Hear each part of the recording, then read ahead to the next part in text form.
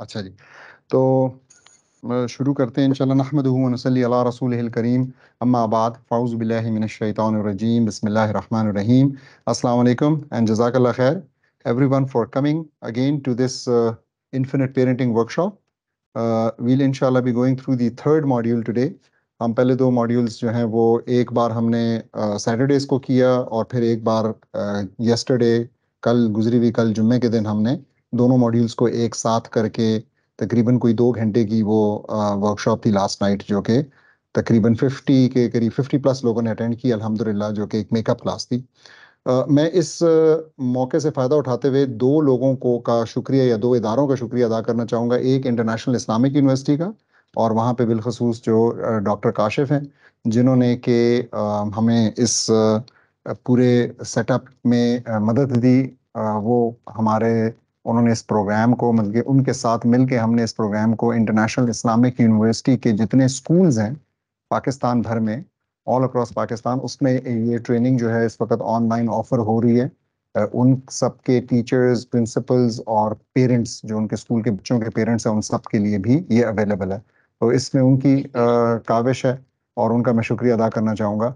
और दूसरा, मैं बहुत ज़्यादा चाहूँगा कि मैं अल-फलाह मंजिल और बिलखसूस जो अल-फलाह मंजिल के करता धरता हैं अरशद मलिक साहब, उनका शुक्रिया अदा करूँ। और आप सबसे चाहूँगा कि उनके लिए ज़रूर खैर की जज़ा की दुआ कीजिए कि वो हर अच्छे काम में, हर खैर के काम में हमेशा पेश पेश होते हैं। तो मुझे उन्होंने हमेशा बहुत सपोर्ट की है, और इस प्रोग्राम को भी यहाँ पे ऑफ़र करने के लिए ताकि हम यहाँ पे कर सकें, उन्होंने ये सारी फिज़िकल स्पेस जो है ना अवेलेबल की है, और सब कुछ ऑफ कोर्स वो फ्री ऑफ कॉस्ट हमें अवेलेबल करते हैं। तो उनका भी जज़ाकल्लाह खैर। तो लेट्स मूव ऑन नाउ। मैं आपके साथ जल्दी से अपनी स्लाइड्स शेयर करता हूँ। एक बार बस आप मुझे बता देंगे कि स्लाइड्स आपको नज़र आ रही हैं या नहीं। शेयर हो गई हैं जी? जी सर, हो रही। अच्छा। तो अ, आज हम मॉड्यूल 3 डिस्कस करेंगे।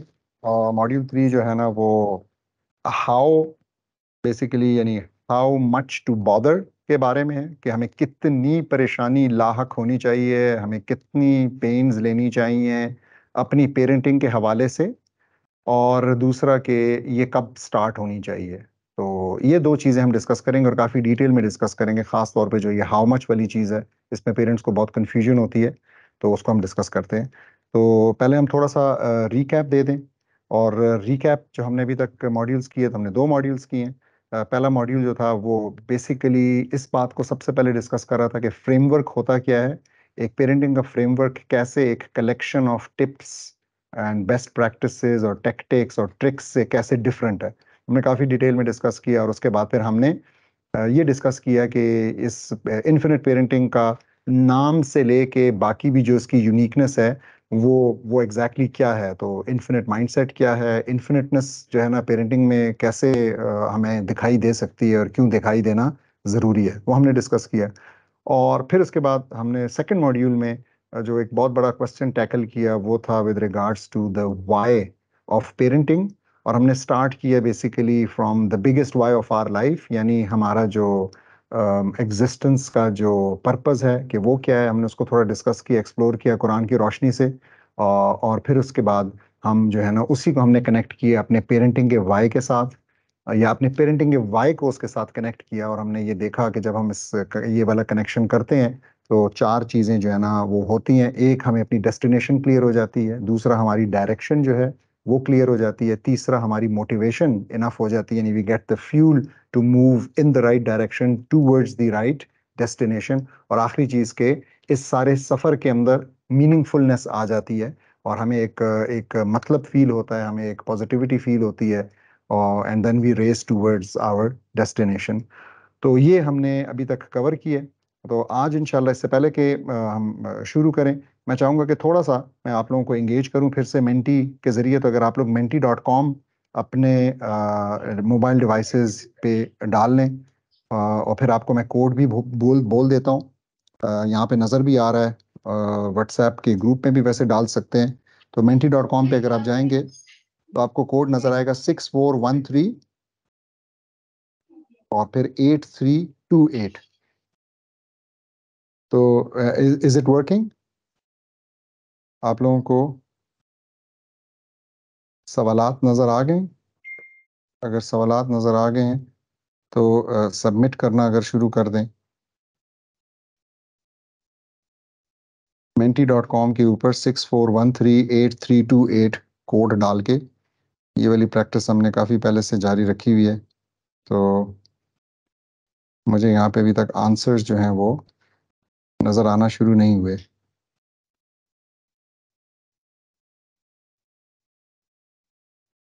जी, आंसर्स फ्लो इन होना शुरू हुए। So basically what I was trying to see is के आप में से कितने लोग जो हैं वो समझते हैं कि पेरेंटिंग इजी है और मैनेजेबल है, या किस हद तक वो ये समझते हैं, कितना स्ट्रांगली डिसएग्री करते हैं स्टेटमेंट से या स्ट्रांगली एग्री करते हैं। इसी तरीके से कितने लोगों का ख्याल है कि it is clear to me कि इसके ग्रेटर गोल्स क्या हैं।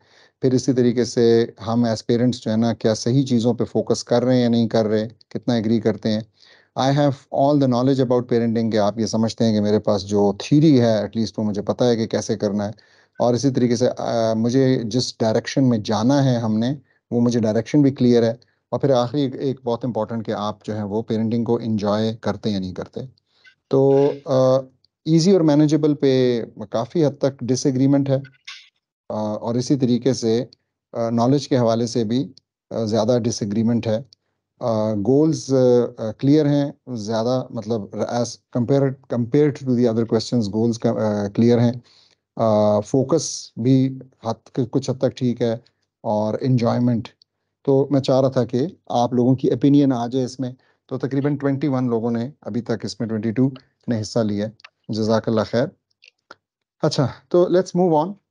तो हमने जो पहले दो क्या कहते हैं हमारे फ्रेमवर्क के जो पहला वाई था वो हमने कर लिया था, सॉरी पहला। तो अब हम दूसरे को टैकल करते हैं which is how much to bother. और इसके साथ जो है मैंने लिखा हुआ है कि we need to know our limits. ठीक है, तो नो योर लिमिट्स। तो इस बात को देखते हैं कि इससे हमारी एग्जैक्टली क्या मुराद है। अच्छा, देखें, अम, हम बड़ा एक इम्पॉर्टेंट ये कॉन्सेप्ट इंशाल्लाह यहाँ पे डिस्कस करने जा रहे हैं। ये हाउ मच टू बॉदर, ये काफ़ी एक इम्पॉर्टेंट चीज़ है जिसको कि हमें समझना है।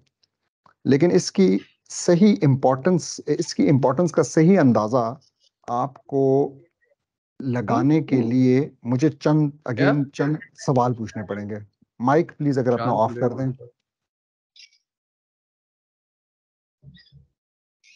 तो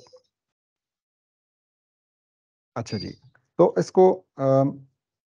इसको हमें देखने के लिए मैं जो बेसिकली एक सवाल या एक एक्टिविटी है इस चीज़ को स्पेसिफिकली चेक करने के लिए, वो यही है कि आपसे मैं एक सवाल पूछ रहा हूँ, और वो ये है कि what happens when you don't know your limits.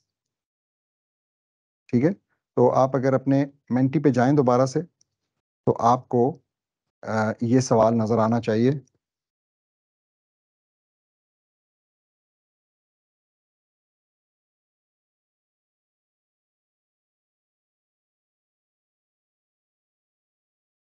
अच्छा जी, तो हमारे पास रिजल्ट्स फ्लो इन होना शुरू हो गए हैं। अम, और इट सीम्स के काफ़ी काफ़ी सबको ही बिल्कुल क्लियर है कि व्हाट एक्चुअली हैपन्स जब आपके लिमिट्स आपको क्लियर ना हो। तो तीन चीज़ों पे आप लोगों ने यहाँ पे बड़ा क्लियरली तीन चीज़ों को सिलेक्ट किया है, और वो तीन चीज़ें जो हैं वो हैं होपलेसनेस, फ्रस्ट्रेशन और एंजाइटी। तो अब क्या आपको लगता है कि आजकल ज़्यादातर पेरेंट्स जो हैं वो with regards to knowing their limits and with regards to what they have done with their children, or what they are doing with their children, or what results they have achieved, are they satisfied and happy, or are they more hopeless, frustrated and anxious? तो आप लोगों के जवाब भी यही बता रहे हैं कि, और मेरे ख्याल में मतलब जवाब तो ये बता रहे हैं कि ये होगा। लेकिन अनफॉर्चुनेटली जब हम सोसाइटी में देखते हैं तो हमें पता लगता है कि ये एग्जैक्टली हो भी रहा है कि पीपल आर होपलेस। ठीक है, उनको लगता है कि अब हम कुछ नहीं कर सकते, और हमारे हम जो है ना एक लिहाज से पेरेंटिंग की जो एफर्ट थी उसमें हम हार गए हैं। इसी तरीके से दे आर फ्रस्ट्रेटेड। ठीक है, और जो कि उनके मजीद आगे फ्यूचर के एक्शंस को अफेक्ट कर रहा है, and they are quite anxious about it. तो ये एक अनफॉर्चुनेट रियलिटी है जिसको कि हम फेस कर रहे हैं। अच्छा, तो अब हम प्रैक्टिकल डिस्कशन की तरफ आते हैं, और वो ये है कि देखें हमारे हाथ में क्या है, इस्लाम हमसे क्या डिमांड करता है। प्रैक्टिकली स्पीकिंग जब हम देखते हैं तो व्हाट इज इट जो कि हम कंट्रोल कर रहे हैं। तो इसको समझने के लिए हम थोड़ा सा अगर पहले बिलखसूस पेरेंटिंग की ही एग्जाम्पल लेते हुए अगर कुरान को रेफर करें तो कैसा होगा। तो कुरान में 3 प्रॉफिट्स का जिक्र है जो कि इस कॉन्टेक्स्ट में, इस हवाले से जो कि मुझे मिला। और एक हज़रत इब्राहीम अलैहिस्सलाम को हम थोड़ा डिस्कस करेंगे, एक हम हज़रत याकूब को अलैहिस्सलाम, और फिर एक हम हज़रत नूह अलैहिस्सलाम को। तो ये जो 3 प्रॉफिट्स हैं इनकी बड़ी इंटरेस्टिंग स्टोरीज, और तीनों स्टोरीज के अंदर हमें ये पता चल रहा है कि where is the limit of your control even on your own children. तो अगर आप देखें, या ऑन योर ओन चिल्ड्रन, और या फिर वेयर इज द, बल्कि एग्जैक्टली हाँ, तो मतलब या एक एक मिसाल में ये पता चल रहा है कि पेरेंटिंग की क्या लिमिट है या पेरेंटिंग के नुकसानात की क्या लिमिट है। तो अगर आप देखें तो हज़रत इब्राहीम अलैहिस्सलाम की अगर हम मिसाल लेते हैं तो उनके जो वालिद थे आज़ार, वो एक न सिर्फ एक वो बुत परस्त थे, बल्कि वो एक स्कल्पचर थे, बुत बनाने वाले थे। यानी बेटा जो है पैगंबर, वो बुत शिकन, बुत तोड़ने वाला, और ये जो है बुत बनाने वाले, खुद स्कल्प्टर हैं, खुद बुत बनाते हैं। और वो अपने बेटे यानी पैगंबर की दावत से वो कन्विंस नहीं हुए, उन्होंने वो ईमान नहीं लाए, और उन्होंने वो चीज़ जारी रखी। मैं यहाँ पे जो चीज़ बताना चाह रहा हूँ वो ये कि अगर अल्लाह सुब्हाना ताला चाहे तो किसी के पेरेंट्स या पेरेंटिंग जैसी भी हो, अगर अल्लाह सुब्हाना ताला ने उसको हिदायत देनी है तो उसको हिदायत मिल जाएगी। और हमें सोसाइटी में ऐसे काफ़ी लोग नज़र आएंगे जहाँ पे कि शायद पेरेंट्स ने प्रैक्टिकली, जो हम देख सकते हैं, जो जाहिर से नज़र आता है, उनको बच्चों को ना माहौल दिया, ना प्रॉपर स्कूल दिया, ना प्रॉपर कॉन्सेप्ट्स दिए, मफाहिम दिए, किसी ऐसी जगह पे भी रखा जहाँ पे कि हर किस्म की टॉक्सिसिटी, कॉन्सेप्ट्स की टॉक्सिसिटी मौजूद थी। लेकिन बच्चे जो है ना अल्हम्दुलिल्लाह, वो बहुत उन्होंने मतलब वो बहुत अल्लाह के करीब हैं, और उन्होंने अपनी आखिरत को बहुत संभाल के रखा हुआ है, बहुत ख्याल से रखा हुआ है। तो ये एक मिसाल हो गई। फिर उसके बाद दूसरी जो मिसाल है, और दूसरी और तीसरी मिसाल हज़रत याकूब की अगर मिसाल देखें तो उनके केस में इंटरेस्टिंग है, जिनका जिक्र 16 बार तकरीबन कुरान शरीफ में आया है। उनके 12 बेटे थे, 11 जो थे उन्होंने नाफरमानी की, और उन्होंने इस हद तक नाफरमानी की कि उन्होंने उनके उन्हीं के 12वें बेटे यानी अपने भाई यूसुफ अलैहिस्सलाम के खिलाफ प्लॉट किया, प्लान किया, उनको जान से मारने की पूरी कोशिश की, अपनी तरफ से उनको कुएं में फेंका, ये सब कुछ। तो एक बेटा जो है उनका वो पैगंबर, और इंतहा दर्जे का अपने वालिद का फर्माबरदार भी, ठीक है, जिसके पीछे रोते रोते उनकी बिनाई चली गई, जिसके गम बिछड़ने के गम में। और बाकी बेटे जो हैं उसी वालिद के, वही परवरिश, वही माहौल, और वो जो है ना किसी और तरीके से किसी और रास्ते पे चल रहे हैं।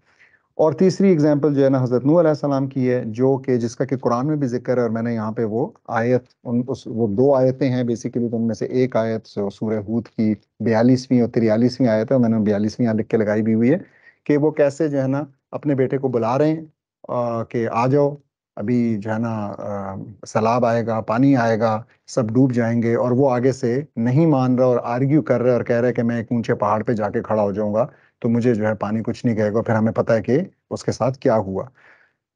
Now why I mention these, I want to establish a concept here, and that is maybe one of the most fundamental concepts in Islam, and it is part of our अकीदा। तो ये हमारे अकीदा का एक हिस्सा है, एक बड़ा इंपॉर्टेंट जुज है, और जिसको कि समझना बहुत ज्यादा जरूरी है।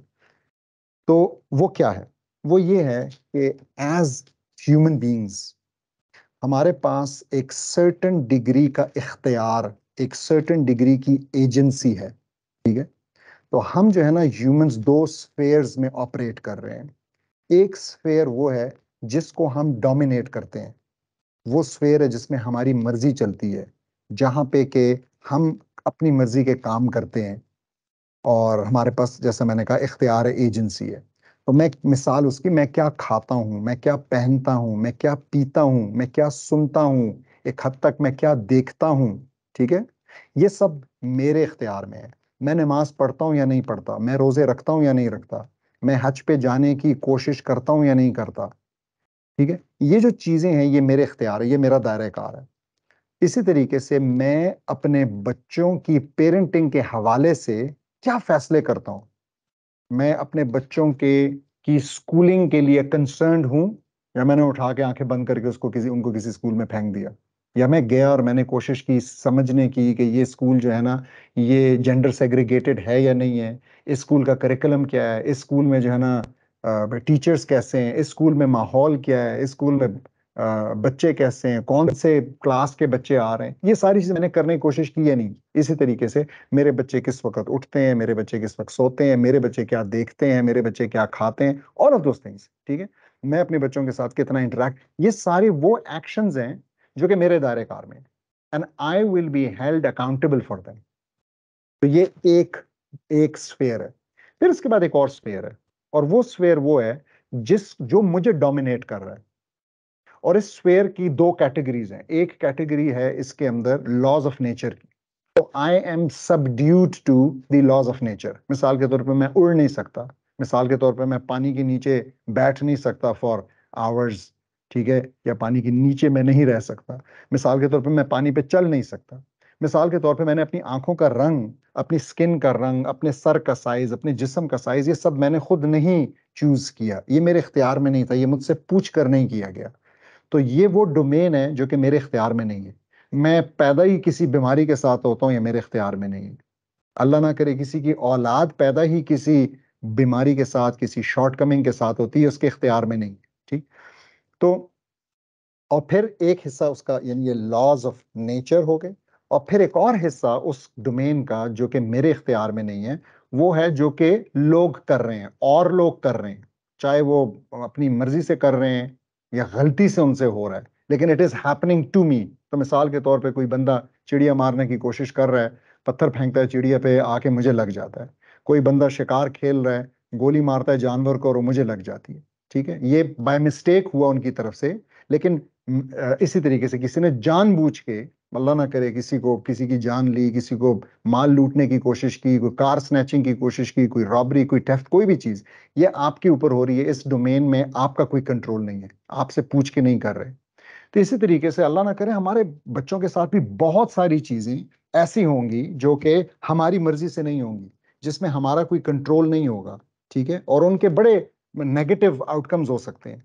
हो सकता है कि किसी के बच्चे को कोई किसी वजह से कोई ट्रॉमा होता है, ठीक है, किसी के बच्चे को किसी चीज की वजह से कोई कॉम्प्लेक्स डेवलप होता है, किसी बच्चे को आपके इख्तियार में नहीं, आपने अपनी तरफ से पूरी कोशिश की, लेकिन कोई दोस्ती ऐसी बनती है जिसकी वजह से उसकी पूरी जिंदगी की ट्रेजेक्ट्री आगे चेंज हो जाती है, and you did your best.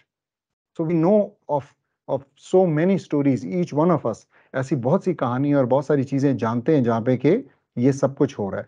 So what I want to establish here is by giving these examples from the Quran and from this discussion कि मुसलमानों का ये एक बहुत मेन बिलीफ है कि अल्लाह सुब्हानहू व तआला हमें उन चीज़ों के लिए जज करेंगे सिर्फ जो हमारे इख्तियार में थी, और उनमें भी हमारी इनपुट, हमारे एक्शंस के लिए हमें जज करेंगे, ना के आउटकम के लिए। So we know that outcome is a very good motivator, it is something very good to see and notice progress, लेकिन ये जजमेंट की बेसिस नहीं है। हमें ये बात पता होनी चाहिए। सो अगर आज हम में से किसी के बच्चे उस मयार पे जो आपने अपने लिए सेट किए, या आपको लगता है कि इस्लाम ने आपके लिए सेट किए, अगर उस मयार के ऊपर पूरे नहीं उतर रहे, और आपने अपनी तरफ से सारी एफर्ट की है, तो आपको इस चीज को अल्लाह सुब्हानहू व तआला की कदा समझ कर एक्सेप्ट करना है। ये बहुत ज्यादा इंपॉर्टेंट बात है। इसका मतलब ये हरगिज नहीं है कि हम रिलैक्स हो जाएं अपनी पेरेंटिंग के मामले में और हम कहें कि जी जो होता है हो, नहीं, ये मैंने हरगिज नहीं कहा। लेकिन इसका मतलब ये है कि once you put in all effort very sincerely, जो कि ज्यादातर माँ बाप करते हैं, ज्यादातर माएँ, ज्यादातर वालिद, वो अपनी तरफ से जो कर सकते हैं, जो उनके इख्तियार में होता है, जितना टाइम वो दे सकते हैं, जितनी तवज्जो वो दे सकते हैं, जितनी दुआ वो कर सकते हैं, वो सब वो कर रहे होते हैं। लेकिन बावजूद उसके जरूरी नहीं है कि results, because of so many things, of course हम जानते हैं कि एफर्ट, हमें यही फील होता है कि there is no limit to effort, लेकिन ह्यूमनली आपके पास लिमिटेड आवर्स हैं दिन में। आपको ये भी पता है कि उन लिमिटेड आवर्स में से कुछ घंटे जो है वो सोना भी है, कुछ घंटे पैसे भी कमाने हैं, कुछ घंटे अल्लाह सुब्हाना ताला को देने हैं, इबादतों में गुजरने हैं, कुछ घंटे जो है ना इस जिस्म को देने हैं, कुछ वक्त दिन में देना।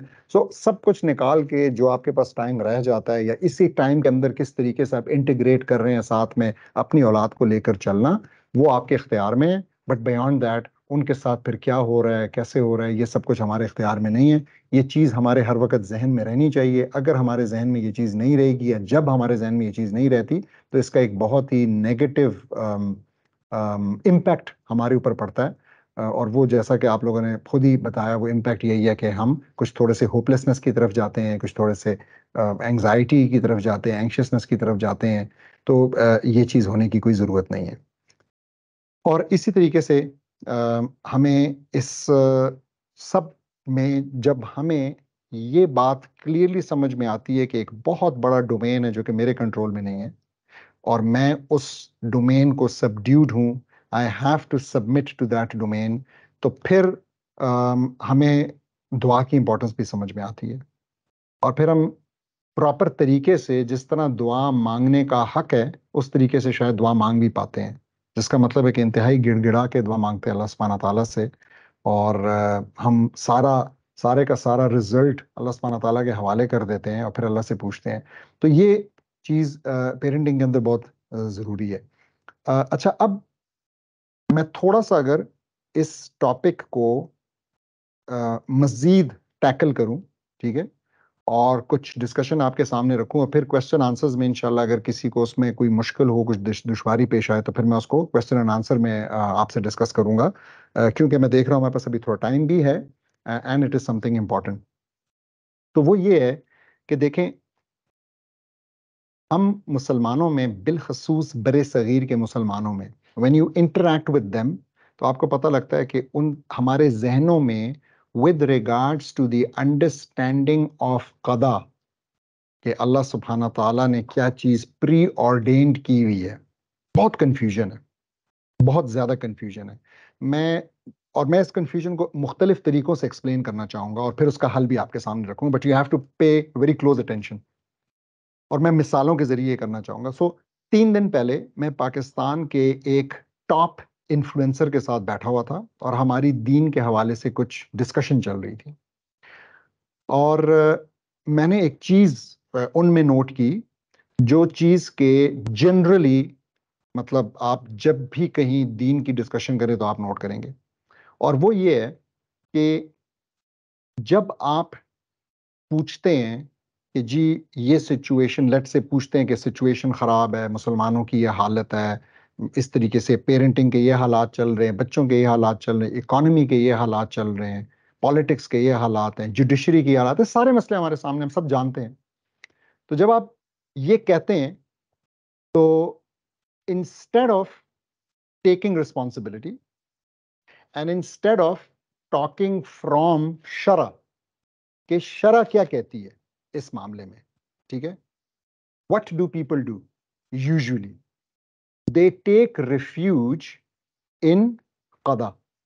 वो कहते हैं ये तो अल्लाह की तरफ से लिखा हुआ है, या वो कहते हैं जब आप अपने आमाल ठीक कर देंगे तो ये मसाइल हल हो जाएंगे, या वो कहते हैं कि जब लोग जो हैं वो बड़े नंबर्स में फजर की नमाज में आना शुरू हो जाएंगे तो ये मसला खुद से ठीक हो जाएगा, या दे से a lot of things, a lot of different things, ठीक है, इस किस्म की।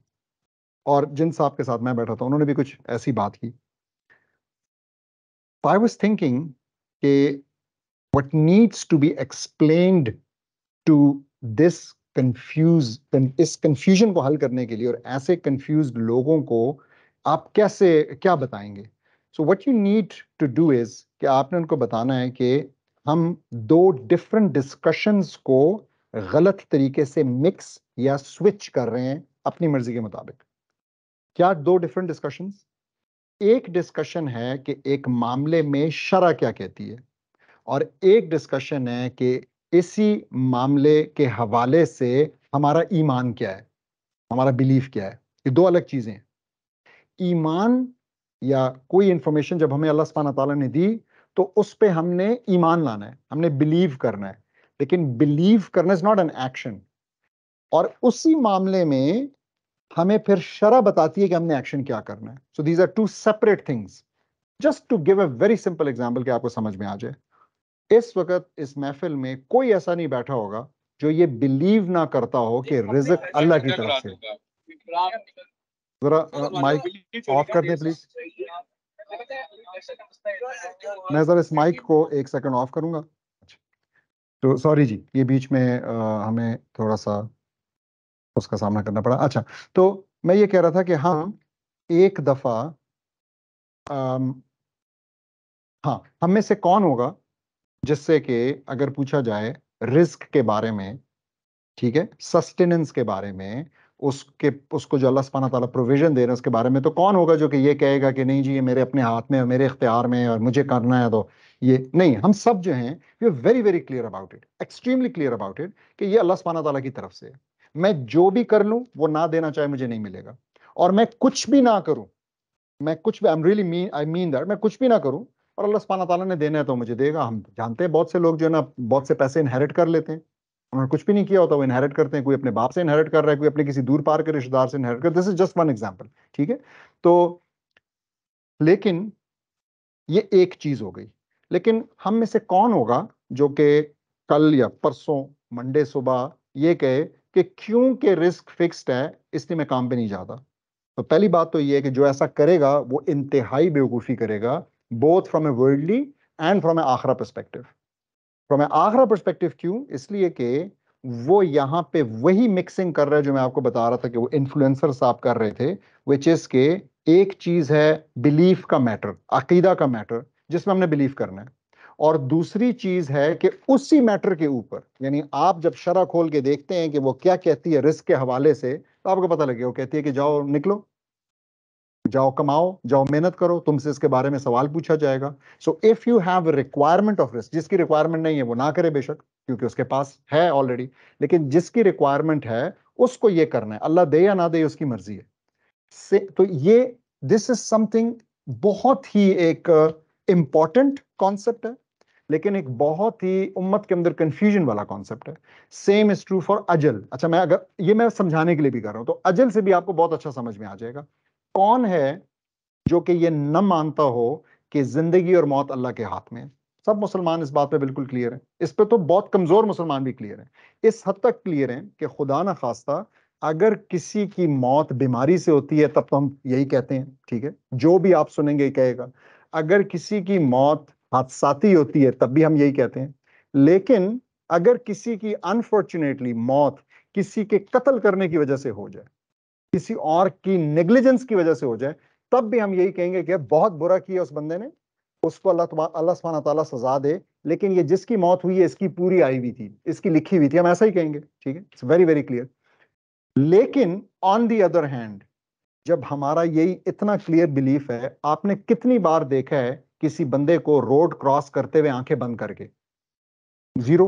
आपने कितनी बार देखा है किसी को 5वीं मंजिल से नीचे जाना था और बजाय सीढ़ियां लेने के या लिफ्ट लेने के वो खिड़की से छलांग लगा के जाए ये सोच के कि जल्दी पहुंच जाऊंगा? जिंदगी और मौत तो वैसे भी अल्लाह ताला के हाथ में है। जीरो। आपने कभी किसी को नहीं देखा, अनलेस कि किसी की कोई अल्लाह ना करे सुसाइड की कोई अटेम्प्ट कर रहा हो, तो आपने कभी किसी को नहीं देखा। जल्दी की वजह से कोई ऐसा नहीं करेगा। वाई? बिकॉज जब वो ये डिसीजन लेता है कि मुझे क्या करना चाहिए, नीचे कैसे उतरना है, तो वो उस वक्त रेफर नहीं कर रहा अकीदा को, ठीक है, क्योंकि दिस नॉट एन अकीदा क्वेश्चन, बल्कि वो शरा को रेफर करे कि शरा क्या कहती है, ठीक है। तो आपको शरा कहती है आपने अपने जान और माल की हिफाजत करनी है। जान की हिफाजत के लिए उसको शरा बताती है कि आप जो है, आप उसने सीखा है अपने सेंसेस से कि एक खास डिस्टेंस से ज्यादा अगर मैं छलांग लगाऊंगा तो या मेरी हड्डियां टूटेंगी और या मेरी जान चली जाएगी। तो ये जो कॉन्सेप्ट है, इस कंफ्यूजन को दूर करना इंतहाई जरूरी है for actually for spending your life.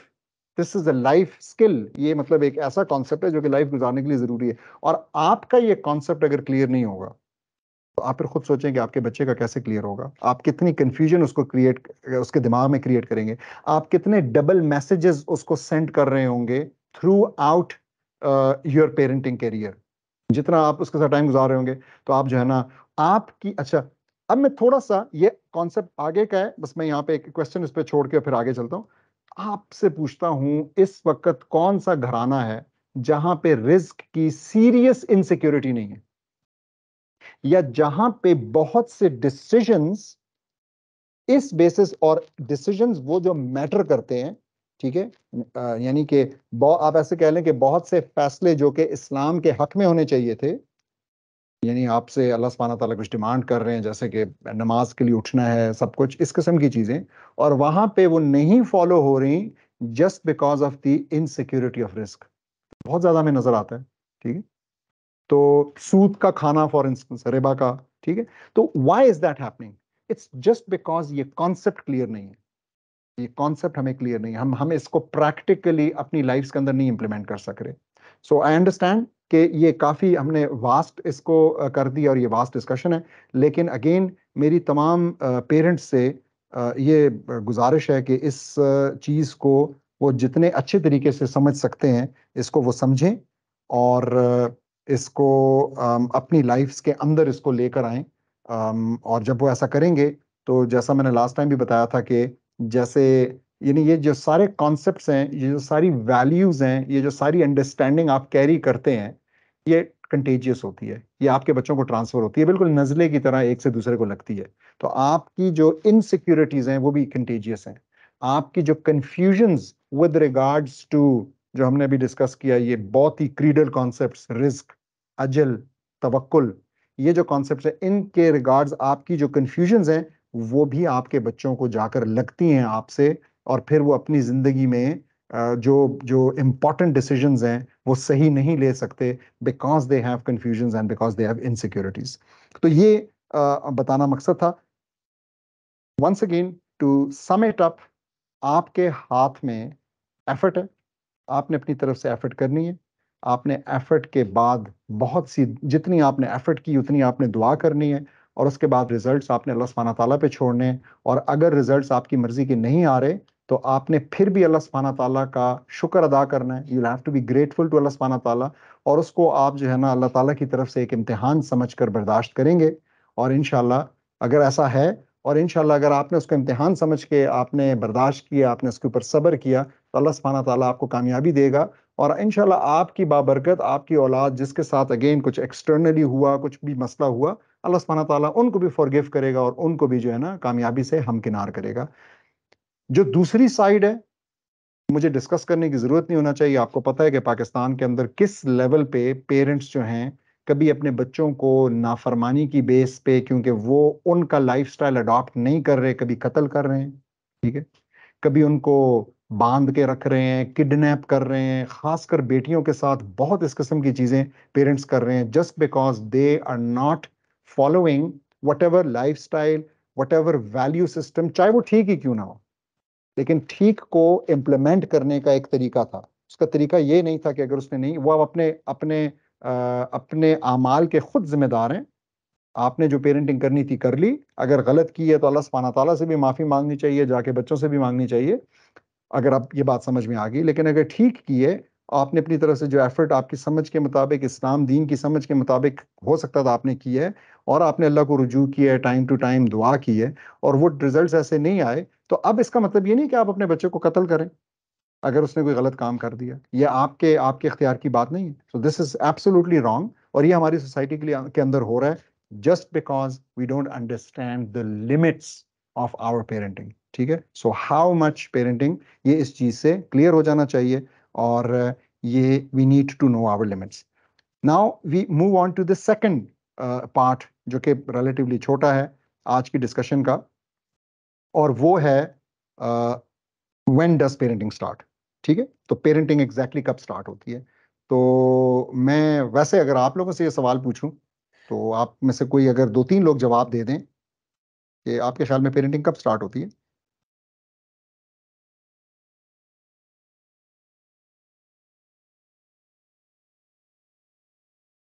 अस्सलामुअलैकुम। जी, मेरे ख्याल में जब बच्चा माँ के पेट में होता है तब से। अच्छा ठीक हो गया जी, एक आंसर और। शायद इससे भी थोड़ा पहले जो स्टार्ट करते हैं आप फैमिली? ठीक है जी, जब फैमिली स्टार्ट करते हैं, आप जी, जब आपने अपने लिए आप पार्टनर चूज करते हैं, जब आप शादी का इरादा करते हैं, जब से ही आपको पहले से आपको पेरेंटिंग का शऊर होना चाहिए। well I think this is maybe the most appropriate answer। ठीक है, तो बिल्कुल ऐसा ही है, बल्कि मैं तो अभी इस वक्त इससे एक एक आप कह लें स्टेप और आगे समझता हूँ जाना चाहिए हम पेरेंट्स को, और वो ये है कि मैंने एक टॉपिक जिसके ऊपर मैं काम कर रहा हूँ वो है कि how to raise good spouses. तो मेरे ख्याल में हमारी एज पेरेंट्स ये जिम्मेदारी है, हमारी एज पेरेंट्स ये जिम्मेदारी है कि हम अपने बच्चों को as good human beings, as good participants in the society, as good Muslims, as good दावा carriers, as good students, as good researchers, हम तो सब कुछ के ऊपर फोकस करते हैं। लेकिन एक चीज जिसके ऊपर शायद फोकस नहीं और होना चाहिए वो ये है कि हम अपने बच्चों को कैसे एज गुड स्पाउसेस रेज करें। यानी हम उनको खासतौर पर जो बच्चे बड़े हो चुके हैं, जो बच्चे बालिग हो चुके हैं, हम उनको किस कुछ इस बारे में गाइडेंस दें। हम उनके रोल, सबसे इंपॉर्टेंट तो उसमें ये होगा कि हम अगर अच्छे रोल मॉडल हैं, तो अगर हम एक अच्छा स्पाउस हैं, हम एक अच्छा कपल हैं, माँ बाप एक अच्छा कपल हैं, तो वो इससे सीखेंगे। लेकिन साथ में स्टिल इस बात को एक्टिवली भी उनके अंदर डालने की जरूरत है, उनको समझाने की जरूरत है, उनको सिखाने की जरूरत है। तो अच्छा, अब हम देखते हैं, तो देखें इसके हवाले से ना जो चीज मैं आपके सामने रखना चाह रहा हूँ वो हजरत उमर रजी अल्लाह अन्हो का एक वाकया है, जिसमें उनके पास एक शख्स आया और उस शख्स ने अपने बेटे की शिकायत की, और उसने कहा कि वो जो है ना बहुत ही निकम्मा है और बात नहीं मानता और ऐसे और वैसे और सारा कुछ। तो हजरत उमर रजी अल्लाह अन्हो जो कि उस वक्त खलीफा थे, उन्होंने बुलाया उनके बेटे को, और उनके बेटे से जब वो खबरगिरी करने लगे और उनका इरादा था कि उसकी अकाउंटेबिलिटी करेंगे, तो उसने उनसे कहा कि एक मिनट रुकिए और मुझे ये बस बता दीजिए पहले कि क्या मेरे भी कुछ हकूक हैं अपने वालिद के ऊपर या नहीं है। तो हजरत उमर ने कहा कि तुम्हारे 3 हकूक हैं। तो पहला उन्होंने बताया ये कि तुम्हारा वालिद जो है तुम्हारे लिए अच्छी माँ का इंतखाब करे।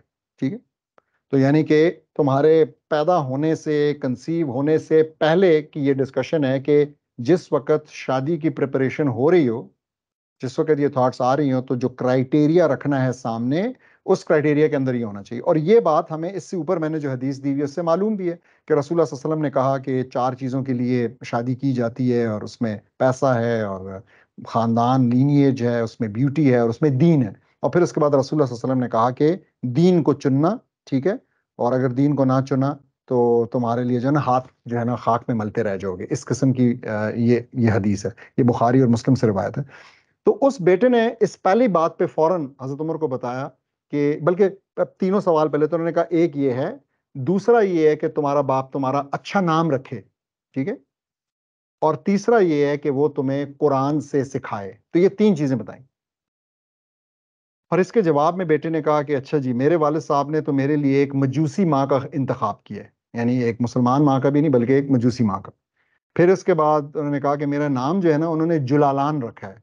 जुलालान, यहाँ जो आपको तस्वीर में ये डंग बीटल नजर आ रही है, इसको कहते हैं, ये जो डंग के ऊपर एक कीड़ा बैठता है और फिरता है, तो उसका नाम ये रखा हुआ था। तो मतलब आप खुद सोचें कि इससे ज्यादा बुरा नाम शायद उसको नहीं मिला उसके बाप को, तो उसने रखा। और आखिर में उसने कहा कि और कुरान की जहां तक बात है तो मुझे मेरे बाप ने कुरान में से कोई एक लफ्ज भी कभी नहीं सिखाया, नहीं बताया। तो पॉइंट यहाँ पे ये है कि इससे जो मैं रेस करना चाह रहा हूँ कि it's actually starts early on. ठीक है, ये बड़ा अर्ली ऑन स्टार्ट करता है, और मुसलमान जो हैं वो थ्रू आउट अपने मैरिटल रिलेशनशिप में बहुत ज्यादा इस बात के मामले में कॉन्शियस होते हैं, हर स्टेप पे कॉन्शियस होते हैं कि हमारे हमारे इस मिलाप के नतीजे में औलाद होनी है, और वो औलाद कैसी होगी, और वो औलाद अच्छी हो, और हम क्या कर सकते हैं, हम अपनी जिंदगी कैसे गुजारें कि वो औलाद अच्छी हो, और हम कैसे जो है ना उनके रोल मॉडल बने। ये सारी डिस्कशन एक टिपिकल मुसलमान कपल के बीच में बहुत टॉप एजेंडा होता है, और ये होती रहती है। ऑन दी अदर हैंड, अगर मैं आप लोगों से पूछूं कि आज के हमारे माशरे में जो मैरिज की प्रिपरेशन है वो कैसी दिखती है, तो आप क्या जवाब देंगे? तो इसके लिए मैंने एक और ये क्विज सा तैयार किया है, और मैं चाहूंगा कि आपसे मैं उसको फिल करवाऊं? मैं इसके लिए 1 सेकंड ये शेयर कर दूं, ये प्ले कर दूं इसको, सॉरी। अच्छा जी, अब आप अगर अपने मेंटी पे जाएंगे तो आई होप कि आपको नजर आ रहा होगा। ऐसा ही है, आपको नजर आ रहा होगा सवाल, how does marriage preparation look in our society. और आप इसके अंदर up to 3 I think choose कर सकते हैं, या 2 चूज कर सकते हैं, नॉट श्योर, मेरे ख्याल 3 चूज कर सकते हैं। तो हमारे माशरे में तो पहला जो है ना, मैंने लिखा कि we book the best hall early on to get the most discount. ठीक है, we bother about photo shoot, stage and makeup. We study Surah Al-Baqarah, An-Nisa and Al-Ahzab. We attend a workshop on the rights and responsibilities of spouses. और आखिरी, we buy the most trendy wedding dress. ठीक है, तो आप लोग इसमें से जो समझते हैं जो होना चाहिए वो नहीं पूछा मैंने। ठीक है, शायद एक अगले में फिर ये भी पूछना चाहिए कि क्या होना चाहिए, लेकिन मैंने जो पूछा है वो ये कि इस वक्त कैसा है।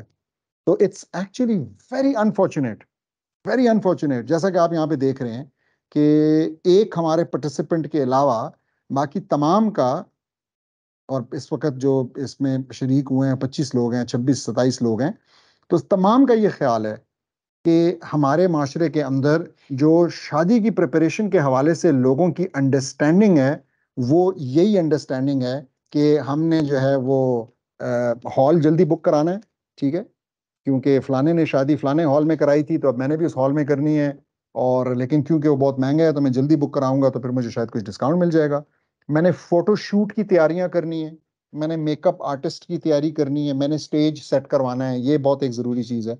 और इसी तरीके से मैंने जो वेडिंग ड्रेस है उसकी सिलेक्शन, वो एक बड़ा लंबा प्रोसेस होता जा रहा है और वो करना है, और उसके लिए लोग निकलते हैं बार बार। और फिर इसी तरीके से जो चीज़ हम नहीं कर रहे, जो कि शायद बिल्कुल जो है ना आप कह लें द बेसिक्स या the ABC of wedding preparation होनी चाहिए थी, वो ये कि कुरान क्या बता रहा है, कुरान क्या बता रहा है औरत के राइट्स के बारे में, कुरान क्या बता रहा है मर्द के खावंद के राइट्स के बारे में, कुरान हमें क्या बता रहा है पेरेंटिंग के हवाले से, क्योंकि इसके नतीजे में आगे आप एक्सपेक्ट करते हैं, उम्मीद करते हैं, दुआ करते हैं कि औलाद आपको अल्लाह ताला देगा। तो मतलब वो चीज़ ना होने के बराबर है, आटे में नमक के बराबर है। तो इसका मतलब ये है कि जो पेरेंटिंग का जो स्टार्ट है, टू बी ऑनेस्ट, मुझे अपने काउंसलिंग के एक्सपीरियंस से जो पता चलता है वो ये है कि पेरेंटिंग का स्टार्ट यूजुअली पेरेंट्स तब करते हैं जब बच्चा टीन एज में आ जाता है, क्योंकि टीन एज का बच्चा जो है वो अपने इख्तियार का मालिक बनने लगता है, and you start facing situations जो कि आप डरा के धमका के मारपीट से नहीं कंट्रोल कर सकते। तो जब वो होता है तो तब जो है ना लोग सोचना शुरू करते हैं कि अच्छा मुझे क्या करना चाहिए। और अफसोस की बात लेकिन साथ में ये है कि बहुत से पेरेंट्स अभी भी ऐसे हैं जो कि उस तक भी नहीं करते, मतलब ये कि वो समहाउ ये सारा कुछ फेस करते हैं और वो आगे भी अपना जो भी उनका गलत पॉलिसी या जो भी गलत तरीक़ेकार होता है उसको जारी रखते हैं, और वो उस पे वो बहुत ही एरोगेंटली जो है ना एडमेंट होते हैं कि हमने नहीं चेंज होना और हमने नहीं समझना। लेकिन जो करते हैं पेरेंटिंग को तवज्जो दे उस वक्त, लेकिन अक्लमंद शख्स वो है, होशियार शख्स वो है, समझदार शख्स वो है जो कि इस चीज़ को उस टाइम पे मतलब जितना जल्दी शुरू करे। ठीक है, तो अब मैं यहाँ पे आप लोगों के जो मैरिड लोग हैं उनमें कोई झगड़ा नहीं डलवाना चाहता, इस बात पे ज़्यादा एम्फसाइज करके कि ये जो कपल सिलेक्शन के टाइम पे जो है ना ये सारी गलती हुई है, और नहीं चाहता कि एक ब्लेम गेम शुरू हो आपस में। लेकिन of course we need to start as soon as possible. अगर एज अर्ली एज पॉसिबल हमसे निकल गया, we missed that as early as possible, तो हमें एज सून एज पॉसिबल अब कर देना चाहिए।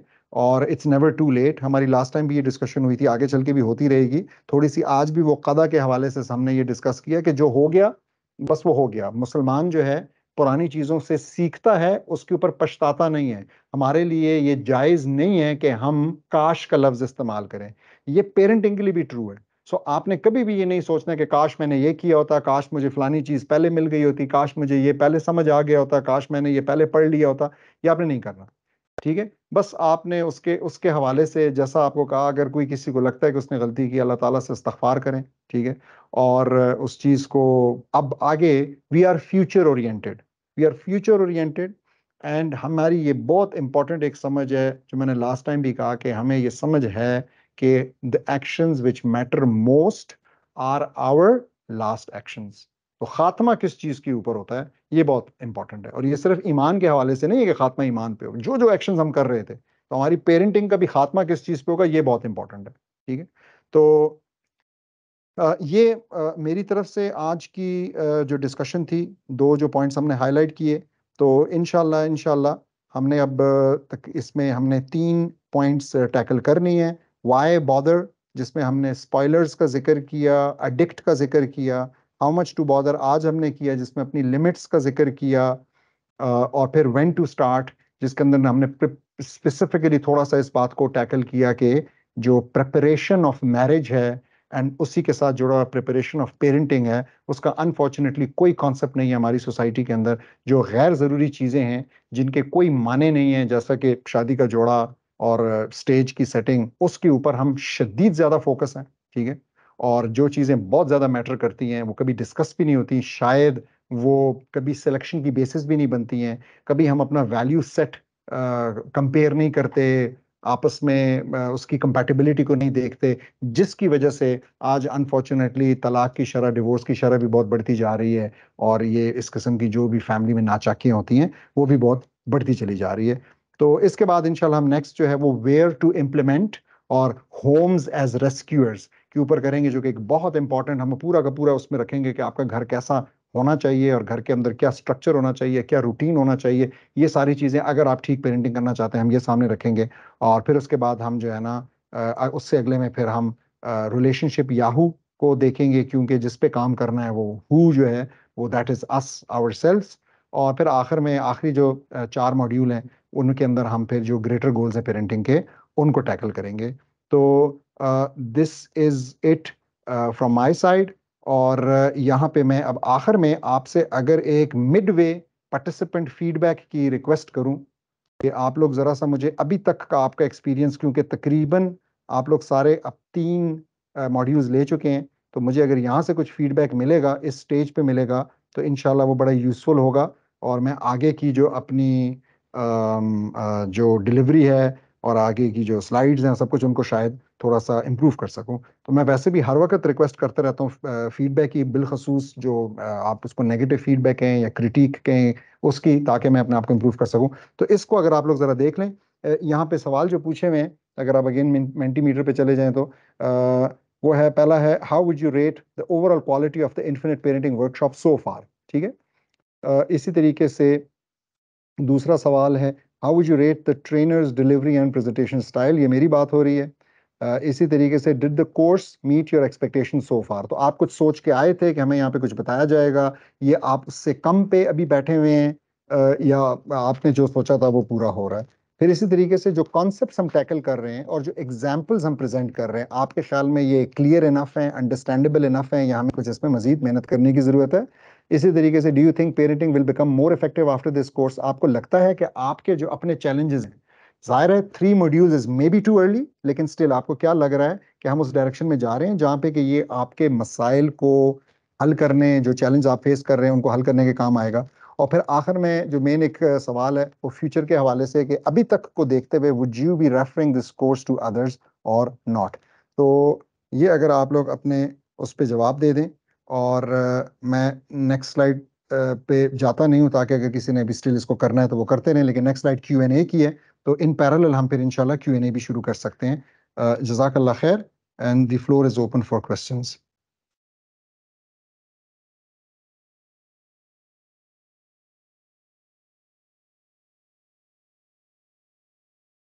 तो ये माइक्स मैंने सबके बंद किए हुए थे, लेकिन लेकिन आप लोग अपना अपना माइक खोल के बात कर सकते हैं, ठीक है। सो जिस किसी ने बात करनी है, हाथ एक उठा हुआ है, हाथ रेज्ड है, तो मैं इनको कह देता हूँ जी, सदफ अल्ताफ ने हैंड रेज किया हुआ है, आपका अगर सवाल है तो आप बहन फिर प्लीज पूछिए। अस्सलाम वालेकुम जी वालेकुम सलाम। Sir, thank you so much. एक तो कोर्स बहुत अच्छा चल रहा है आपका माशाल्लाह। उम्मीद है मुझे कि इंशाल्लाह मेरे लिए काफी हेल्पफुल होगा। एक क्वेश्चन है जो मुझे काफी टाइम से थोड़ा सा आपके लिए पिंच कर रहा है। मेरा बेटा है 7.5 साल का है, जी वो अभी कुछ थोड़ा सा टाइम हुआ है, डोंट नो, मुझे नहीं समझ आ रही का ट्रांजिशन एज है क्या है। बहुत ज्यादा ना एटीट्यूड उसका चेंज हो गया है, हर बात पे आर्ग्यू करना, बहस करना, बदतमीजी करना, जवाब देना। थोड़ा सा पढ़ाई से भी हट गया है, जो कि पहले बिल्कुल नहीं था, थोड़ा सा तो नहीं, अच्छा खासा हट गया है। और ऐसा होता है ना कि एट टाइम्स कोई एक बार बंदा कहता है कि सारे दिन में कोई एक बात तो वो मान ले, ऐसा भी नहीं है।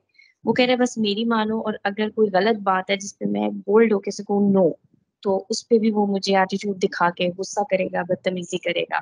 थोड़ा सा मैं इस बारे में चाह रही थी कि आप मेरी हेल्प करें कि मैं उसको कैसे टैकल करूं। जैसे लास्ट सेशन में आपने बताया कि डराना धमकाना एक बहुत वीक टूल है एज अ पेरेंट, तो मैं वो भी नहीं करती कि बच्चे की पर्सनालिटी डेवलपमेंट में कोई फ्लॉ ना रह जाए अगर मैं उसको डराऊं धमकाऊं बहुत ज्यादा। तो काइंडली इसमें मेरी थोड़ी सी हेल्प कर दे, मुझे थोड़ी सी इस पे काउंसलिंग चाहिए, मुझे समझ नहीं आ रही। Thank you. श्योर। अच्छा जी, जज़ाकल्लाह खैर। ये बहन, ये जो सिचुएशन है ये अनफॉर्चुनेटली ज़्यादा कॉमन होती जा रही है आजकल, ठीक है। और ये जो एज है बच्चों की, खासकर लड़कों की, ये काफ़ी नीचे आती जा रही है। और अभी जो है ना शिकायत आना शुरू हो गई हैं पेरेंट्स की तरफ से। पहले जो है ना अगर 13 साल 12 साल में आती थी, तो अब जैसा आपने कहा वो एज जो है 7 साल 6 साल 5 साल 4 साल पे नीचे आ गई है कि जी बच्चा जो है वो फिजिकल हो रहा है, ठीक है। और वो रोना शुरू करता है तो बंद ही नहीं करता, ये सारी चीजें। अम, असल में इस पर्टिकुलर सिचुएशन का जवाब देने के लिए मैं हमेशा ये बात कहता हूँ, I would need a lot of information, ठीक है। तो मुझे वाकई बहुत कुछ पता होना चाहिए होगा, और फिर मैं कह सकूंगा। तो मैं यहाँ पे जनरल सी चंद बातें करूंगा, लेकिन इससे पहले कि मैं कोई भी जनरल टिप दूं, मैं फिर एक दफा आप लोगों को याद कराऊं सबको कि इस फ्रेमवर्क की बेस पे, trust me, you will on your own be able to resolve such problems जब once we have completed this।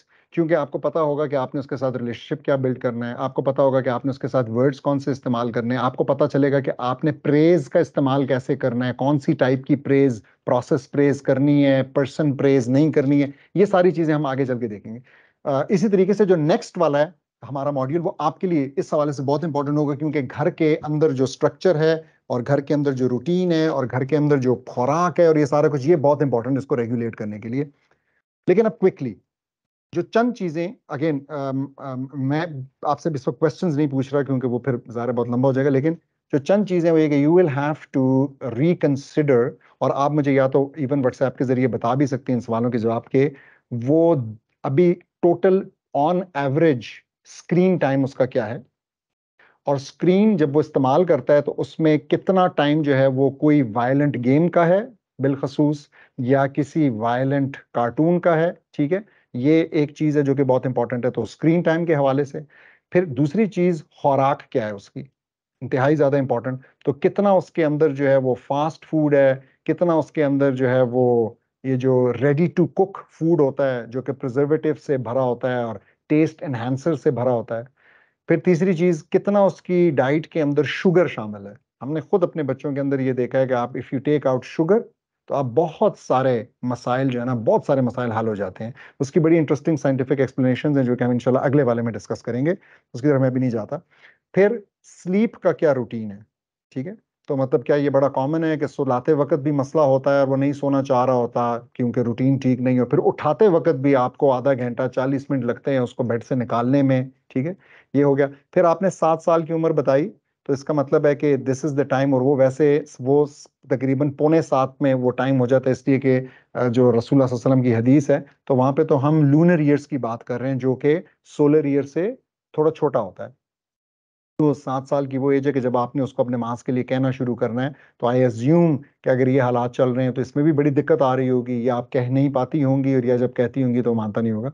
तो ये कुछ चीजें हैं, ठीक है। इसी तरीके से एक और बहुत इंपॉर्टेंट चीज कि आपका और आपके हस्बैंड का रिलेशनशिप कैसा है, वो क्या देखता है, जैसा भी, एक तो रिलेशनशिप कैसा है और फिर जैसा भी है उसको उसमें से क्या नजर आता है। तो मतलब अगर खुदा ना खास्ता कोई आर्ग्यूमेंटेशंस होती हैं और कोई इस किस्म की चीजें होती हैं तो वो उसके सामने होती हैं नहीं, ठीक है।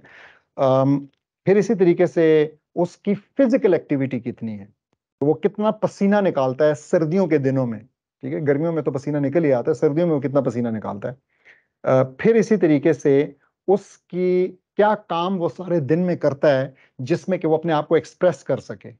मतलब उसकी मर्जी के काम कौन से होते हैं।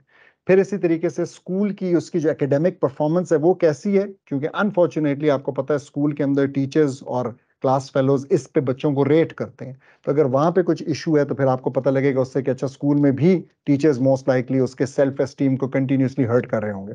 सो मैं ये बताना चाह रहा हूँ कि ये कोई मुश्किल काम नहीं है, लेकिन it requires a bit of investigation जो कि आपने करनी होगी। तो इंशाल्लाह आप जब ये करेंगी तो आपको बड़ी इंटरेस्टिंग चीज़ें जो है नज़र आएंगी, और आप छोटी छोटी चेंजेस, छोटी छोटी ट्वीक्स करके सोने की रूटीन में, खाने के रूटीन में, मोबाइल के इस्तेमाल, स्क्रीन के इस्तेमाल के रूटीन में, फिजिकल एक्टिविटीज़ के रूटीन में, ये चीज़ें ट्वीक करके एक हफ्ते से ज़्यादा नहीं लगना चाहिए और आपको फिर रिजल्ट्स आना शुरू हो जाएंगे। जज़ाकल्लाह खैर जी। नेक्स्ट अदनान याकूब साहब ने हाथ उठाया हुआ है। अच्छा सर। वालेकुम सलाम। जी सर, मेरे दो सवाल हैं। एक तो ये कि जब आप बता रहे थे कज़ा वाली बात, तो उसमें जैसा हमने पहले बात की कि इन्फिनिट इन्फिनिट पेरेंटिंग की हम बात कर रहे हैं। तो मुझे थोड़ी सी कंफ्यूजन ये हुई थी कि क्या किसी एज में जाके बच्चे में अगर कोई एक बैड बिहेवियर हमारे बहुत ज्यादा मेहनत करने के बावजूद भी उसमें क्रिएट हो चुका है, तो क्या अब हमें रुक जाना चाहिए और हमें कोई और कोशिश नहीं करनी चाहिए और इसको कज़ा समझ के एक्सेप्ट कर लेना चाहिए? या फिर जिस तरह से आपने एक क्वेश्चन पूछा था व्हेन टू स्टार्ट, तो फिर क्या ये सवाल भी बनता है व्हेन टू स्टॉप पेरेंटिंग? क्या हमें पेरेंटिंग कब स्टॉप करनी चाहिए? क्या करनी चाहिए या नहीं करनी चाहिए, या कब करनी चाहिए? So first question is this, आप पहले बेशक आंसर दें।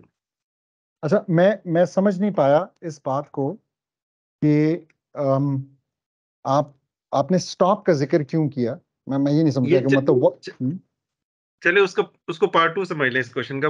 फर्स्ट पार्ट ये समझ लें कि अगर बच्चे में कोई बैड बिहेवियर क्रिएट हो गया है और वो स्ट्रांग हो गया है, तो क्या हमें कज़ा समझ के उसको एक्सेप्ट कर लेना चाहिए और हमने एफर्ट्स अपनी पूरी की, या फिर हमें फिर भी एफर्ट्स कंटिन्यू रखनी चाहिए और कोशिश करनी चाहिए वो चीज़ खत्म हो जाए?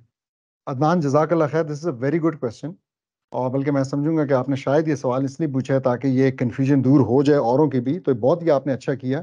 नहीं, हम कदा समझ के जिन चीज़ों की हम पे रिस्पॉन्सिबिलिटी है, अगर वो स्टिल एग्जिस्ट करती है responsibility, so for instance let me give an example, something अल्लाह ना करे happens to the child and he is no more, इसको आप कदा समझ के एक्सेप्ट कर लेते हैं। लेकिन there is an ongoing problem, ठीक है, जो कि आपके कंट्रोल में उसका आउटकम नहीं है, लेकिन आप उसकी इनपुट जो आपके कंट्रोल में है, वो आप कंटिन्यूसली जारी रखते हैं। So that never stops.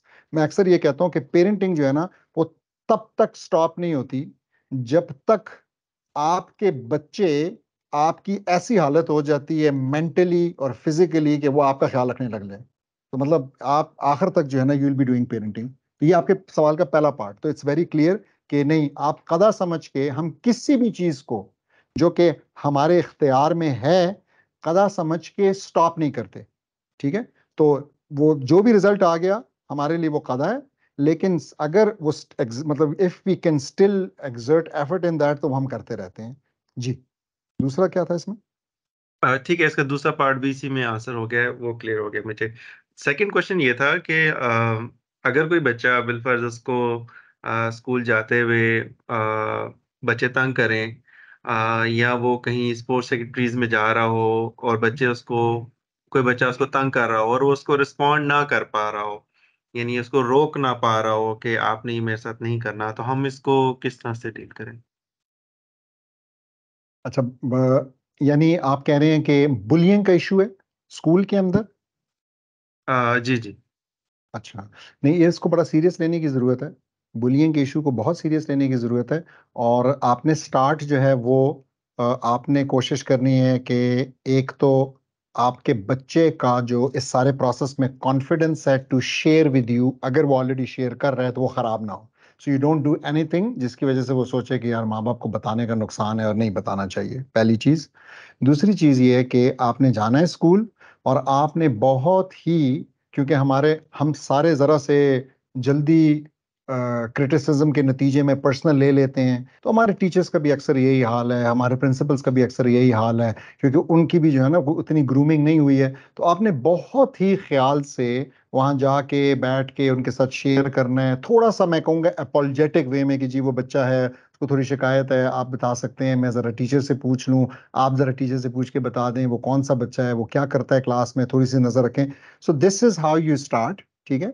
और फिर अगर आपको पता लग जाता है कि अच्छा कौन है और एग्जैक्टली क्या प्रॉब्लम हो रहा है, तो फिर आप कोशिश करते हैं कि इवन अगर आप बच्चे के साथ मिल भी सकें जिसने ऐसे किया है और या कुछ ऐसा कर रहा है, और उसके साथ प्यार मोहब्बत से, ठीक है, डराना धमकाना नहीं, लेकिन प्यार मोहब्बत वाली बात अगर आप कर सकें, तो ये तरीके, this is how it starts, और फिर आपको खुद ही रास्ता नजर आ जाता है। लेकिन worst case, if your child does not feel secure because of continuous bullying in the school, चाहे वो टीचर्स की वजह से है, चाहे वो स्टूडेंट्स की वजह से है, चाहे वो किसी भी वजह से है, तो actually you should not even exclude the possibility to change your child school. तो ये बड़ी इंपॉर्टेंट चीज़ है, ये बुलिंग वाली चीज़ जो है इसको ईजी नहीं लेना है। I hope that answers your question. जजाकल्लाह खैर। अच्छा, मैम सायरा अख्तर ने हैंड रेस किया हुआ है जी।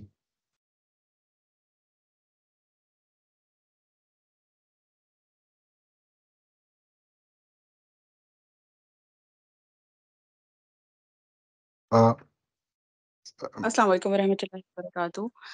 ज़ाकिरा खैर बहुत अच्छा सेशन था और बहुत ज़्यादा इन्फॉर्मेशन मिली। बस मेरा ये छोटा सा क्वेश्चन था कि जैसे हम सीख रहे हैं, समझ रहे हैं, पढ़ रहे हैं, लेकिन अगर आप कोई बेसिक गाइडलाइन प्रोवाइड कर दें कि हमें ये सारी चीज़ें बच्चों को सिखानी है 1 बाय 1 या ये इन्फॉर्मेशन उनमें ट्रांसफ़र करनी है, तो उनके लेवल के हिसाब से जैसे ग्रेजुअली हम कर सकें। तो बेसिक छोटे-छोटे से पॉइंट्स में कोई गाइडलाइन हो कि हमें ये उनको टीच करना है, तो हम मेक श्योर करें कि हम पेरेंटिंग सही कर रहे हैं या हम अपना रिस्पॉन्सिबिलिटी अच्छे तरीके से फुलफिल करें। अच्छा, जज़ाकल्लाह खैर बहन।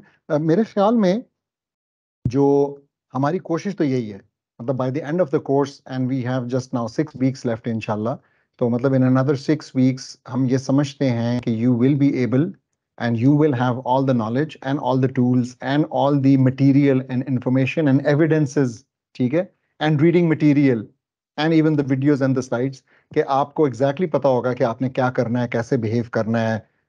सिर्फ ये है, आपकी बात दुरुस्त है कि वो जो बच्चों के साथ करने वाले काम हैं वो आखिरी 4 मॉड्यूल्स में आ रहे हैं। तो यस, तो मतलब वो थोड़े से मतलब आगे की बात है कि हमने उनका क्या अक़लिया डेवलप करना है, हमने उनका क्या अकीदा कैसे स्ट्रेंथन करना है, हमने उनका नफ्सिया कैसे उनके अंदर नफ्सिया इंस्टिल करना है, हमने उनका सेल्फ एस्टीम कैसे रेज करना है और वो करना है। तो यस, वो वाली चीज़ें ज़रा सी आगे आएंगी। अगर आपको इसमें थोड़ी सी आपके हरी है, तो मैं ये कहूँगा कि आप mindsieves.com के ऊपर जाएं, वहाँ पे इन्फिनिट पेरेंटिंग का टैब है, उसको क्लिक करें और उसके ऊपर आपको चंद आर्टिकल्स, तकरीबन कोई 6-7 आर्टिकल्स मिलेंगे पेरेंटिंग वाले, इन्फिनिट पेरेंटिंग के अंदर। तो उसमें आप जो है ना डेवलपिंग सेल्फ एस्टीम जरूर पढ़ लें। आप उसके अंदर mind your heart to conquer your नफ्स जरूर पढ़ लें, ठीक है, ये नफ्सिया के हवाले से आर्टिकल है, काफी लेंथी। फिर उसके अंदर अगर आपकी बेटियां हैं खासकर, तो आप बारबी कल्चर वाला आर्टिकल जरूर पढ़ लें। आप उसके अंदर हैप्पीनेस वाला आर्टिकल जरूर पढ़ लें। आप उसके अंदर जो हमारे रीडिंग मटेरियल थे लास्ट 2 सक्सेस एंड फेलियर का आपने पढ़ा होगा, और वाई ऑफ, तो आप ये चीज़ें थोड़ा सा रीड करना शुरू करें तो आपको बड़े अच्छे तरीके से पता लगेगा कि क्या करना है। दूसरा काम आप ये कर सकती हैं कि आप, फेसबुक पेज है हमारा, इसी माइंड सीव्स के नाम से पेज है, उसके ऊपर बहुत सारी पोस्ट्स पड़ी हुई हैं। I think around at least 20-25 posts हैं। तो वो पोस्ट जो हैं बिलखसूस टिप्स हैं, जिसकी आप बात कर रही हैं कि जी खाने के मामले में क्या करना है, सोने के मामले में क्या करना है, मोबाइल फ़ोन यूजेज के बारे में क्या करना है, वो सारी मैंने लिखी हैं और वो सारी अपनी तरफ से बड़ी जामे बनाई हैं, और वो सारी बस हाफ अ पेज की भी नहीं है, मतलब वो पोस्ट हैं, छोटी पोस्ट हैं। तो उसको आप इंशाल्लाह देख लें, तो आई थिंक कि आपको उससे जो 7-7 टिप्स चाहिए वो मिलती जाएंगी। जज़ाकल्लाह खैर। अच्छा, अब हमारे पास जो हैं, ये मैं नाम प्रोनाउंस नहीं कर सकूंगा सही तरह, लेकिन यहाँ पे बंदा शायद लिखा हुआ है, आप खुद ही बता दें कि इसकी क्या प्रोनाउंसिएशन है सर।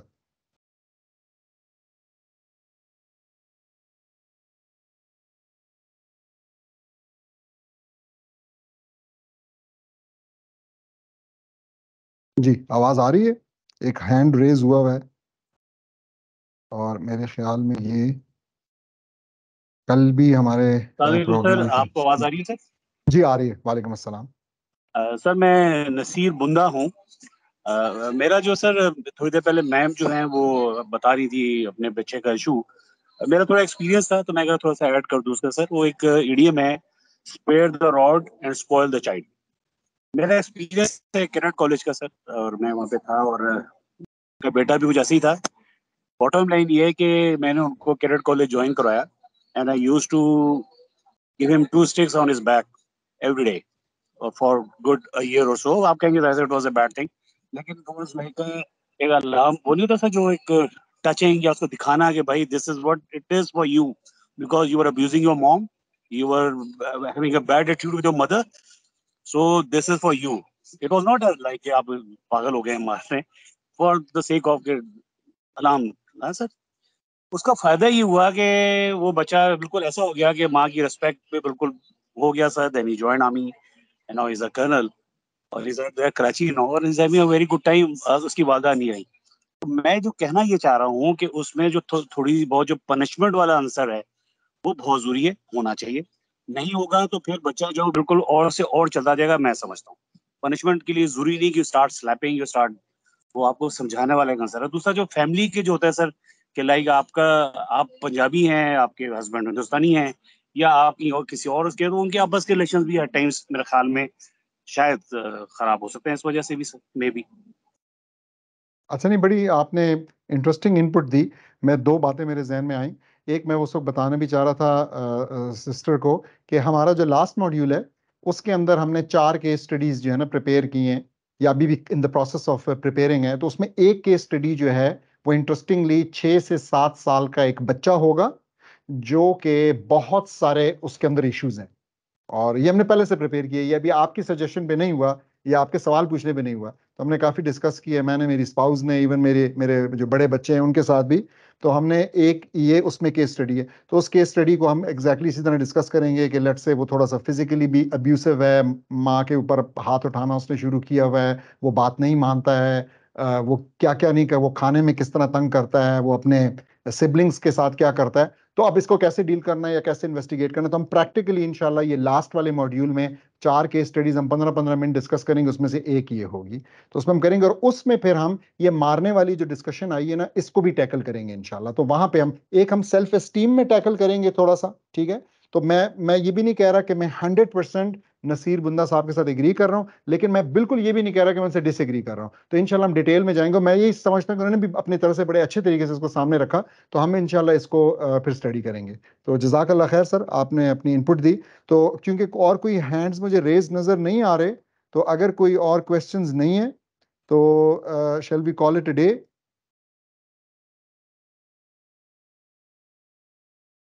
अच्छा जी, thank you very much sir, इंशाल्लाह। चले, बहुत शुक्रिया जी, thank you very much everyone for coming. तो सी यू नेक्स्ट वीक। अस्सलाम वालेकुम। अच्छा, एक हैंड रेज हुआ है रिदा का। जी, आप सवाल पूछना चाह रही हैं? जी अस्सलाम वालेकुम सर। वालेकुम सलाम। मुझे पूछना था कि मेरे 2 बच्चे में से एक 1.5 साल की बेटी है और एक 2.5 साल का बेटा है। तो वैसे तो वो दोनों खेल रहे होते हैं, लेकिन जैसे कभी-कभार लड़ाइयाँ भी हो जाती हैं, ज़ाहिर-सी बात है, छोटे हैं, हो ही जाती हैं। तो ऑनलाइन मैंने देखा था, तो उसमें यही था कि आप बच्चों को प्यार से समझाएँ। मोस्ट प्रोबेबली बच्चों की कोई इमोशनल नीड्स पूरी नहीं हो रही हैं, तो इसलिए वो एग्रेसिव बिहेव कर रहे हैं। तो अब मेरा बेटा है, तो वो जो मेरी बेटी के हाथ में होता है उसको वही चाहिए होता है, फिर छीन रहा होता है। तो मैं बहुत अरसे से कह रही हूँ कि अच्छा तुम्हें चाहिए तो तुम उसे मांग लो, वो दे भी देती है अक्सर। लेकिन वो ये कहता है तो दे रही होती है तब वो उसे नहीं देता, और जब वापस ले लेती है तब वो उसे छीनता है। तो ये बिहेवियर मुझे समझ नहीं आ रहा कि मैं उसको कैसे टैकल करूँ। अच्छा, ये बेटी जो है आपकी बड़ी है और बेटा छोटा है? कैसे? नहीं, बेटी छोटी है, बेटा बड़ा है। अच्छा अच्छा बट अच्छा, ये वो दे देती है भाई को अगर वो कुछ मांग रहा हो। ठीक है। मुझे जो आपकी आवाज में थोड़ा सा इशू तब आ रहा था। अगर दे रही होती है तो वो जी जी। अच्छा तब लेता है जब वो दे रही होती है, मतलब तब वो उसने पहले तो सीधा छीनता था, लेकिन उसको मैंने काफ़ी काउंसिल किया, उसको समझाया कि छीनो तो उससे मांग लो, वो दे देगी। तो वो अब कभी-कभार मांग भी लेता है, लेकिन और फिर जब वो देती है तो तब वो लेता नहीं है, और बस उसको छीनने में ज़्यादा मज़ा आ रहा होता है, या उसको कोई सेल्फ एस्टीम, जैसे आपने पिछले आंसर में कहा था कि कोई इस तरह का मसला है, तो इस बिहेवियर को कैसे टैकल करना चाहिए? अच्छा, अगेन ये मेन बात यहाँ पे मेरे ख्याल में आपने जो समझनी है दो चीजें। एक, this is an issue of creativity, so you have to be very creative about the solutions and how you can get this concept to him. ये एक बात है। तो मिसाल के तौर पे आप अक्सर औकात जो है ना, अपनी बेटी के पास जब कोई चीज़ हो तो आप उससे मांगा करें, खुद से आप ना उसको रोल मॉडल करने के लिए तो आप उससे वो चीज़ मांगें, और जब आप मांगेंगी तो आप प्यार से मांगे, तो आप अपनी बेटी के साथ ये तय भी थोड़ा सा कर लें कि प्यार से मांगेंगी तो आपको दे दे, और अगर आप गुस्से से मांगे, छीने, तो वो ना दे, ताकि ये वो उस चीज़ को ऑब्जर्व करे। ठीक है, तो आपने एक रोल प्ले किया और बार बार किया, और फिर इसी तरीके से किसी और के साथ, आप अपने हस्बैंड के साथ फॉर इंस्टेंस यही रिपीट कर सकती हैं, और आप उसी इसी तरीके से करें रोल प्ले। आप चीज़ मांग रही हैं, गुस्से से मांगती हैं, छीन लेती हैं, प्रॉब्लम बन जाता है, प्यार से कहती हैं, हो जाता है। So you have to be creative about it. मेरा ख्याल है एक जो मेन चीज़ है वो ये है। और दूसरी चीज़ ये है कि आपने इस चीज़ को एक प्रॉब्लम नहीं समझना। It is actually not a problem, this is a logistic issue असल में। ठीक है, छोटा बच्चा है, उसको एक चीज नजर आ रही है, वो चीज लेट से नंबर में एक ही है तो वो उसको चाहिए। ज्यादा अगर आप देख लें तो लेट से आप इवन बेटी के लिए भी ले आई, बेटे के लिए भी ले आए, अपने वाली वो कहीं साइड पे रख देगा और उसके पीछे, तो मतलब ये जरा सा एक लॉजिस्टिक सा इशू है जो कि बड़ा नेचुरल है, और इस पे मतलब बिल्कुल परेशान होना नहीं बनता, बिल्कुल कोई नेगेटिव ख्यालात नहीं आने चाहिए कि ऐसा क्यों हो रहा है सब। It's very natural. ठीक है, और खासकर लड़कों के साथ अगर आप देखें, शायद अगर आपकी बेटी बड़ी होती तो ये इशू रिजॉल्व हो जाता खुद से, क्योंकि वो जो है ना कंपैशनेट होती और वो हमेशा दे देती, और जो है ना उसको उसकी चीज मिल जाती जब भी वो मांग रहा होता। लेकिन यहाँ पे क्योंकि थोड़ा सा उलट है, वो तो अभी भी दे देती है, बट हाँ, मसला ये है कि वो तब नहीं लेता जब वो देती है, उसको छीनना होता है। वो जब वापस देने की कोशिश करती है, फिर वो जब नहीं लेता, वो वापस चली जाती है, तब वो फिर दोबारा छीनता है। तो या बस तो यू उसको मजा आ रहा होता है छीनने में। हो सकता है, बिल्कुल हो सकता है। और जैसा आपने कहा कि may be something else is going on, ये अच्छा क्योंकि अच्छा, लेकिन हाँ, अच्छा वो बड़ा है ना, तो वो बड़ा है तो there is a reasonable chance, बड़ा रीजनेबल चांस है कि उसको ये सिबलिंग राइवलरी है, और उसको ये इस वजह से है क्योंकि उसको लगता है कि जब ये छोटी बहन मेरी जिंदगी में आई तो उसके बाद से जो है ना वो फील करता है कि मेरा जो है अटेंशन का जो टाइम था और वो सारा कुछ इसने ले लिया, तो इसलिए उसको इसके साथ ये राइवलरी है। ये बड़ी खतरनाक चीज़ है। एंड मैं अपने पास इसको नोट भी कर लेता हूँ, इस पर मैं कुछ लिख भी लूंगा, और इस पे एक किताब भी है, मैं वो शेयर भी कर दूंगा कि वो कौन सी किताब है। उसका नाम है, आई थिंक उसका नाम है सिबलिंग्स विदाउट राइवलरी या कुछ इस किस्म का उसका नाम है। तो मैं इंशाल्लाह वो भी शेयर करूंगा कि आप उसको भी देख लें, और इस चीज़ को जो है ना जितनी जल्दी हो सके इसको क्रिएटिवली टैकल करने की ज़रूरत है। But it's not really a problem, it's something very natural. अगर आप इसको अच्छे तरीके से एड्रेस करती रहेंगी, टैकल करती रहेंगी, तो टाइम के साथ निकल जाएगा। ठीक है जी, जी, थैंक यू। चलो, वेलकम जी। So if there are no other questions, तो इंशाल्लाह we'll end the meeting and see you all next Saturday. Assalamu alaikum.